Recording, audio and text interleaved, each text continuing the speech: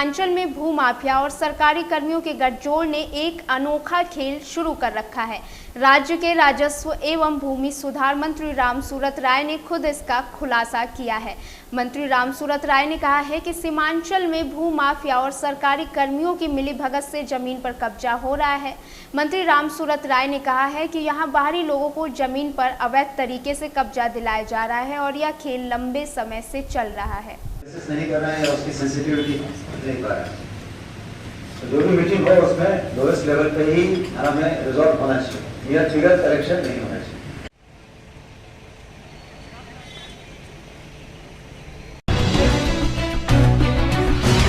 बिहार के मुजफ्फरपुर में आशीर्वाद यात्रा के दौरान लोजपा सुप्रीमो और जमुई से सांसद चिराग पासवान पहुंचे।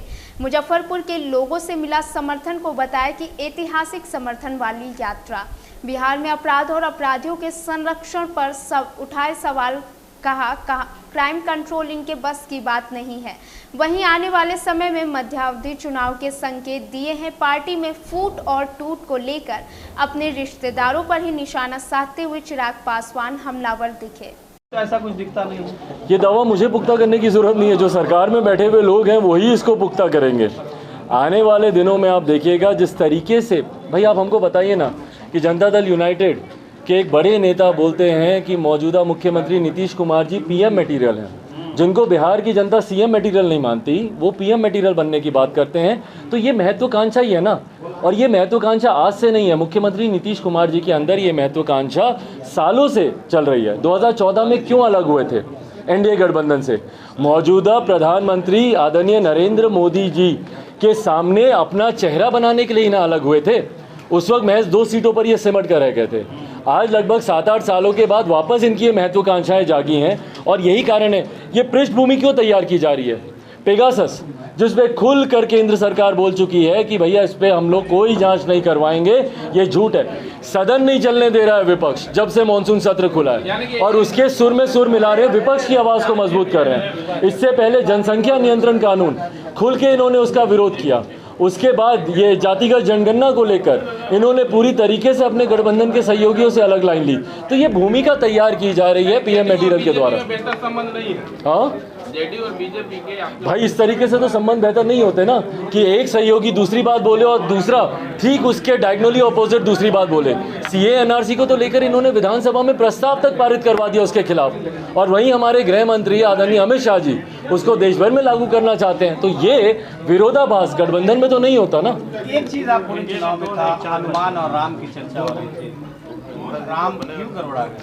भाई जब मेरे घर के लोग ही गड़बड़ा गए तो मैं किसी दूसरे के ऊपर मैं क्या ही उंगली उठाऊं। अगर मेरे अपने ही, मेरे चाचा मेरे भाई अगर मेरे साथ होते तो कोई तीसरा के अंदर हिम्मत नहीं थी कि वो मेरा परिवार या मेरी पार्टी को तोड़ता। जब धोखा अपनों ने दिया तो मैं किसी तीसरे से क्या शिकायत करूंगा। आपसे तो किनारा किया, उन्हीं को जगह दिया उन लोगों ने।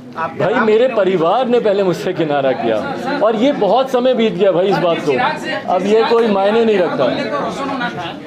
आज उसी चिराग को बुझाने का प्रयास किया जा रहा है। प्रयास कर ले, जितनी आंधियां चलानी है चलाएं, बुझा कर दिखाएं चिराग पासवान को तो मैं भी मानूं।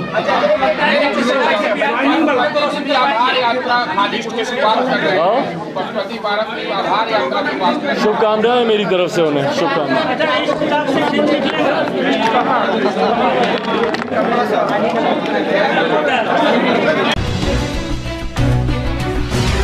पटना नगर निगम के कर्मचारी अनिश्चितकालीन हड़ताल पर चले जाएंगे। चतुर्थ वर्गीय कर्मचारी संघ के महासचिव नंद किशोर दास ने इसका ऐलान कर दिया है। उन्होंने बताया कि आज शनिवार को मौर्यालोक में स्थित निगम मुख्यालय में निगम कर्मी विशाल प्रदर्शन करेंगे और कल से कर्मचारी अनिश्चितकालीन हड़ताल पर चले जाएंगे। चतुर्थ वर्गीय कर्मचारी संघ के महासचिव नंद किशोर दास ने बताया कि निगम कर्मियों की कई मांगे हैं, उसमें ये मुख्य है कि निगम के दैनिक कर्मचारियों की सेवा नियमित की जाए और उन्हें समान काम के बदले समान वेतन का भुगतान किया जाए। उधर राजधानी पटना में अपराधियों का बोलबाला काफ़ी ज़्यादा बढ़ गया है। आपराधिक घटनाओं की संख्या में काफ़ी ज़्यादा बढ़ोतरी हुई है। ताज़ा मामला रामकृष्णा नगर थाना क्षेत्र के खेमनी चक इलाके का है, जहां बाइक सवार 3 अपराधियों ने एक वृद्ध की गोली मारकर हत्या कर दी है। बताया जा रहा है कि रामकृष्णा नगर थाना क्षेत्र के खेमनी चक इलाके में 62 साल के सकल देव शाह की गोली मारकर हत्या कर दी गई। मामले की जानकारी मिलने पर पहुंची पुलिस ने शव को कब्जे में लेकर जाँच शुरू कर दी है। घटना बताइएगा। हमारे पिताजी आ रहे थे साइकिल से, साइकिल बनाकर किसी ने गोली मार दी है। अभी गांधी मैदान में उनका लाश पड़ा हुआ, अभी कोई लाने वाला उनका नहीं है। हमारी 3 बहनें अभी शादी ब्याह निभाना है। हम शादीशुदा हैं, 2 बहनें कुमारी है, 1 भाई है। हमको आदमी का सहायता चाहिए, मदद चाहिए। तो कौन कहाँ पे गोली मारा गया? यहीं पे आसपास में कहीं मार दिया है। घर के बगल में है? कहाँ पे लगा गोली? यहीं पे रोड पे, मेन रोड पे लग गया है पापा को गोली। कितने लोग थे गोली मारने वाले? ये नहीं मालूम, कोई बोलते हैं एक्सीडेंट हो गया, कोई बोलते हैं गोली लग गया। पापा अब नहीं है, हम लोग को कोई देखने वाला भी नहीं है, हम लोग नहीं पढ़ पाएंगे। पापा का नाम सकल देव साहब है। क्या करते हैं? मेरे पापा लेबर का काम करते थे। कितना उम्र हो रहा होगा पापा का? 60 हो रहा है, 60 से ज्यादा हो रहा है। पुलिस आई क्या आपके घर पे? हाँ आया है, वो लोग रिपोर्ट लिख के गए हैं। कब पुलिस आए थे? घटना के कितने देर के बाद? 1 घंटा के बाद आए थे। उनके? हम उनकी बेटी हैं। बड़ी वाली या छोटी वाली? पापा को गोली लग गया। और कुछ? और पापा हॉस्पिटल गए। ठीक। सुपौल से इस वक्त की बड़ी खबर सामने आ रही है, जहां बेखौफ अपराधियों ने दिन दहाड़े एक युवक को गोली मारकर मौत की नींद सुला दी है। वहीं घटना को लेकर गांव में सनसनी फैल गई है। ग्रामीणों ने पुलिस के खिलाफ एनएच को कई घंटों तक जाम किया। वहीं घटना की सूचना मिलते ही सुपौल पुलिस कप्तान मनोज कुमार घटनास्थल पर पहुंचकर मामले की जानकारी ली। आक्रोशित ग्रामीणों को समझा बुझाकर उन्हें आश्वासन दिया कि बहुत जल्द अपराधियों की गिरफ्तारी की जाएगी। ये बताइए, ये जो गोली कांड हुआ है, इसके बारे में आप क्या जानकारी देने के लिए चाह रहे हैं?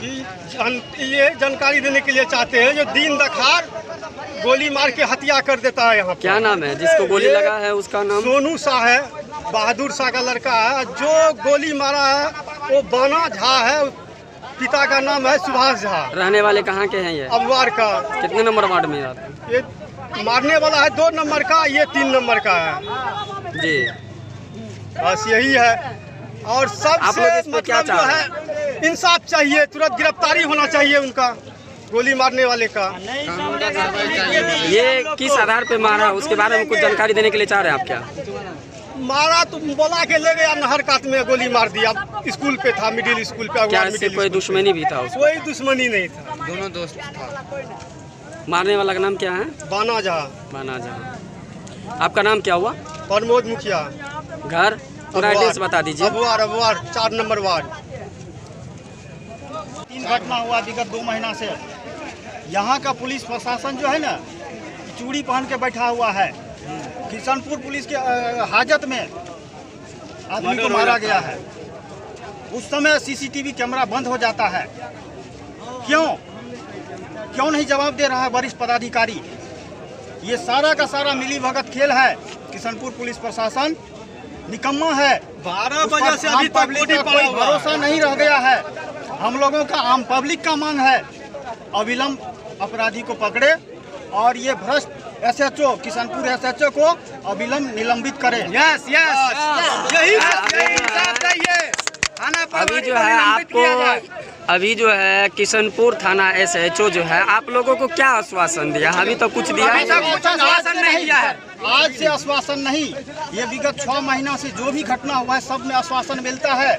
लेकिन होता क्या है, जो आम पब्लिक का, जो अपराधी, जो जिसका घटना हुआ है उसका परिजन जब सड़क जाम करता है, आक्रोशित होता है, उसी के ऊपर FIR करता है यहाँ का प्रशासन।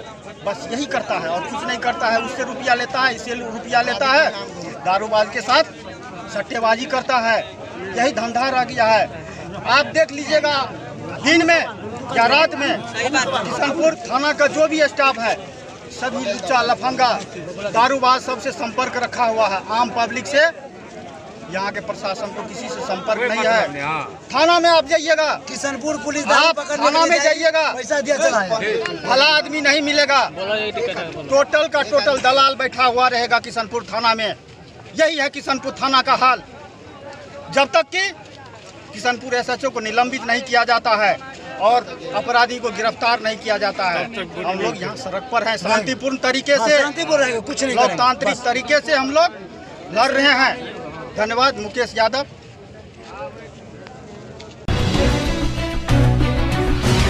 गंगा मरीन ड्राइव योजना को लेकर दीघा से दीदारगंज तक गंगा किनारे बनने वाले पुल निर्माण को लेकर पटना सिटी के आलमगंज क्षेत्र के कंटाही घाट स्थित मंदिर को हटाए जाने को लेकर प्रशासन की टीम के पहुंचते ही स्थानीय लोगों का आक्रोश भड़क उठा और लोगों ने सड़क पर उतरकर जमकर हंगामा किया। इस मौके पर स्थानीय लोगों ने राज्य सरकार और जिला प्रशासन के खिलाफ जमकर नारेबाजी करते हुए मंदिर को किसी अन्य जगह पर स्थापित किए जाने की मांग की।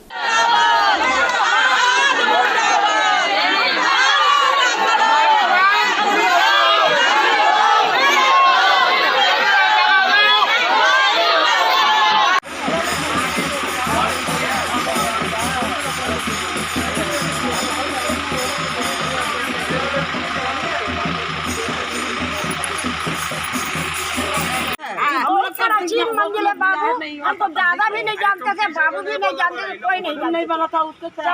ये मंदिर हमारा दादी सेवा करती थी। अब मंदिर में ये थी स्थापना कराते। सुनिए, मंदिर जब बना ना, छोटा था, इतना घरौना नहीं है, तब ये DO साहब हम धोते थे ना, तो कादर घुस जाता था रोड पे। तब ये DO साहब हमको देखें तो कहें कि आप मेहनत मत कीजिए, तो हम मंदिर बना देंगे। तो DO साहब बनाए, तो गूगल जमीन वाला कोई नहीं आया।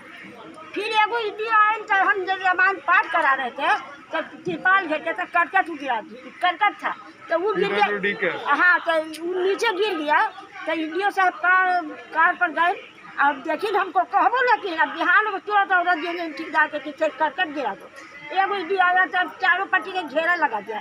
हमको यही बात का दुख है, जब सरकारी काम हो रहा है तो जमीन वाला काहे ना आया? तो जमीन वाला पहले अरंगा लगाया था, DO साहब बड़ा बना रहे थे ना, इतनी होता थी चबूता तो सब बना है ना, तो अरंगा लगाया। तो DO साहब कहें कि ज़्यादा तू आता करोगे ना तो हम तुमको नौकरी खा देंगे।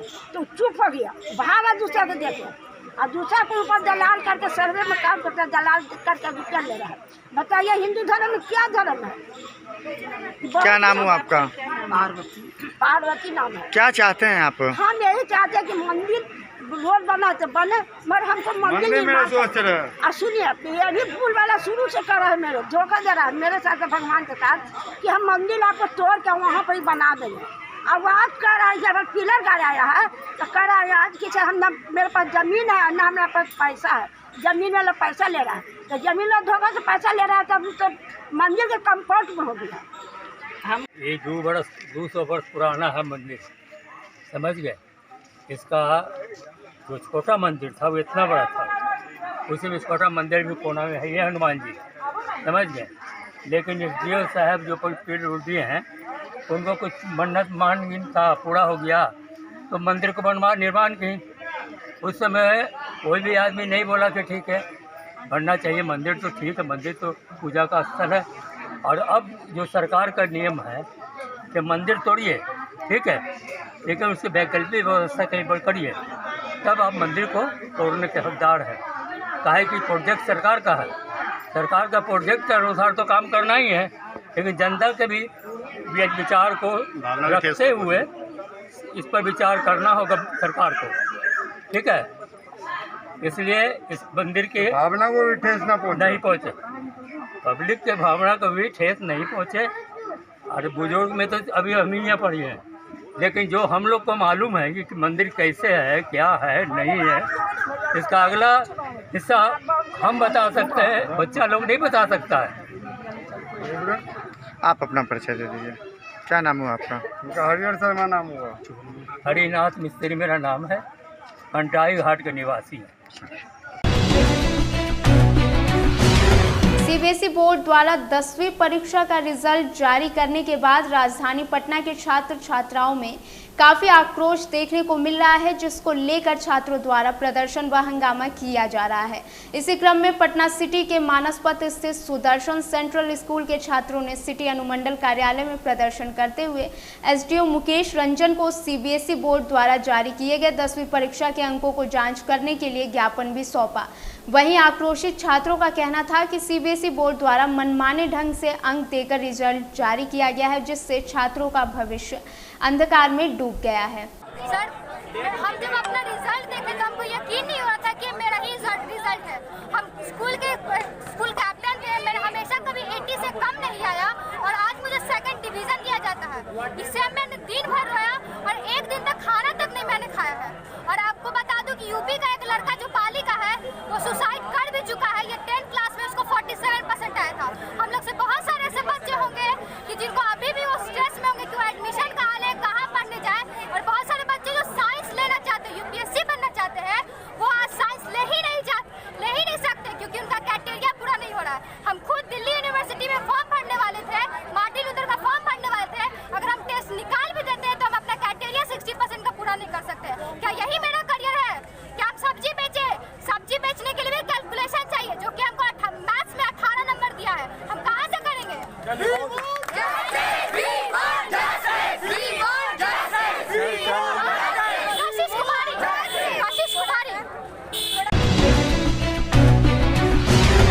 खबर रोहतास जिला के डेहरी से है। राजद नेता तथा पूर्व केंद्रीय मंत्री डॉक्टर कांति सिंह ने सीएम नीतीश कुमार के जनता दरबार पर सवाल खड़े किए हैं तथा कहा है कि उनके जनता दरबार में ज्यादातर शिकायतें उनके अफसरशाही की है। सरकार के अफसरों के सताए हुए लोग जनता दरबार में पहुंच रहे हैं। उन्होंने डेहरी में पत्रकारों से बातचीत करते हुए कहा कि 2 साल पूर्व जिस मामले को लेकर लोग सीएम के पास जा रहे थे, आज भी उसी मामले को लेकर सीएम के दरबार में लोग पहुंच रहे हैं।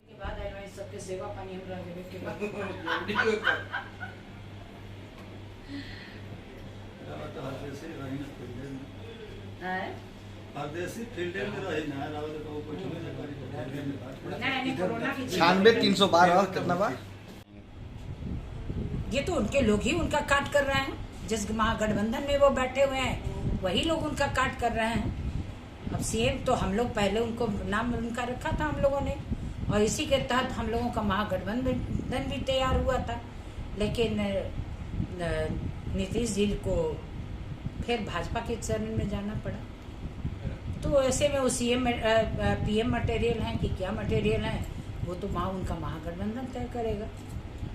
लेकिन जो आज नीतीश के सुशासन में भी, यहाँ तक कि हाई कोर्ट भी कहता है कि कानून और व्यवस्था बिहार सरकार की बहुत ही ध्वस्त हो चुकी है। तो इतना लचर ये सरकार चल रही है, महागठबंधन की सरकार चल रही है, और उसके बावजूद नीतीश के रीजन में जो स्थिति आ रही है, चाहे सामूहिक बलात्कार हो, चाहे हत्याएं हो, लूट हो, चाहे किसी भी तरह की आप देखिए।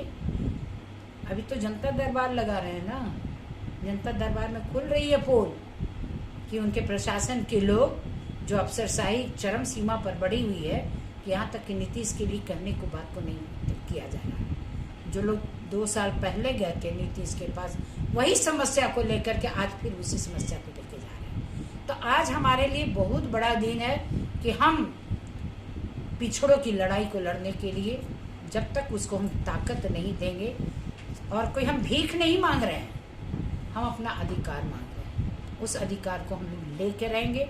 और नहीं जब तक मिलेगा जातीय जनगणना की नहीं होगा, तब तक हम इसका आंदोलन चलाते रहेंगे।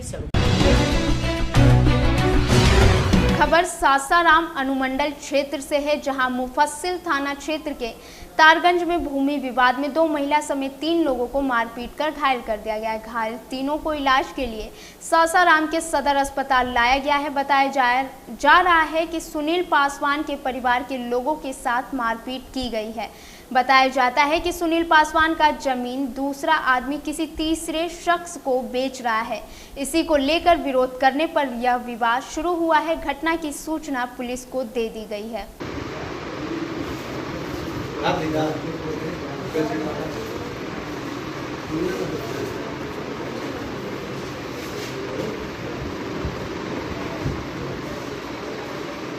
घटना घटी है मोहल्ला तारगंज में हाँ। एसपीजन कॉलेज के पास अपराधी दृश्य मिलकर तीनों व्यक्ति को बहुत लोग मारा, कुदारी के बेट से बंदूक के हुद से मारा।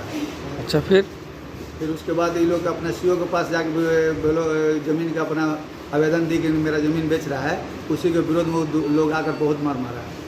क्या नाम है आपका? मेरा नाम सुनील कुमार पासवान पड़े।